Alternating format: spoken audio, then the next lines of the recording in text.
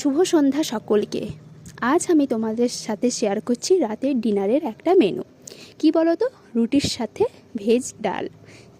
এটার জন্য আমি প্রথমে অনেক সবজি নিয়ে নিয়েছি। দেখতেই পাচ্ছ সবজিগুলো: গাজর, ধনেপাতা, টমেটো, একটা মাঝারি সাইজের পেঁয়াজ, মটরশুঁটি, গাজর, ফুলকপি আর কাঁচা লঙ্কা। এগুলো সব আমি এবার কেটে নেব। ততক্ষণ আমি প্রেসার কুকারে জল গরম করতে দিয়ে দিয়েছি আর কলাইগুলো ধুয়ে নিলাম। এবার কলাইগুলো এটার মধ্যে আস্তে আস্তে আমি দিয়ে নেব।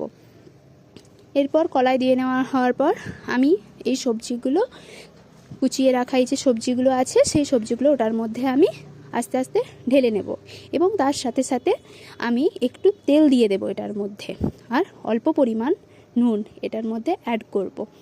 এটা তখনকে সেদ্ধ হতে হতে আমি একটা কড়াইয়ের মধ্যে অল্প তেল দিয়ে পেঁয়াজ আর একটু ফোড়ন দিয়ে দিয়েছিলাম শুকনো লঙ্কার।